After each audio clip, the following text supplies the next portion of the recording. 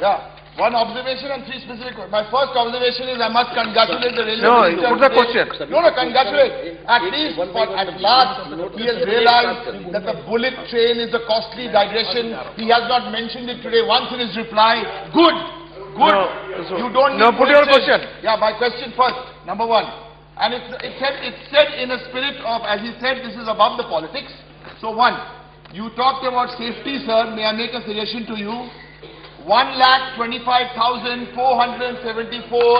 gazetted officers, safety officials. These posts are vacant. Please fill them up and tell us when you plan to fill these up. 1,25,000 gazetted officers are vacant. Number two, federal funding. This is his third speech. As he knows in the first speeches, yes, my specialist. You talked about federalism. This is the first time, last 3 years, only this new government has done. They have changed the capital expenditure for funding projects from central to state and center sharing the projects. So it's not very nice when you read out these figures saying you gave to the state, you are not giving us some done. Because it's a joint, the funding pattern has changed, and this the country should know. My last question, sir, my last question is, sir, for the last 3 years, and this is said with all earnestness because Suresh Prabhuji is really earnest. For the last 3 years, we've heard about vision. When is the action? Thank you, sir. Okay, Rangaraj.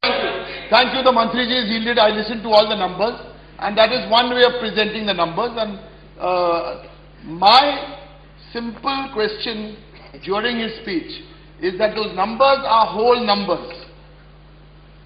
Please present the same numbers as to what percentage of the projects, if somebody has a project of 100 old and you have presented 32, if you put the percentages down, that will give you a clearer picture. The Mantriji has his right, he is the minister and not us.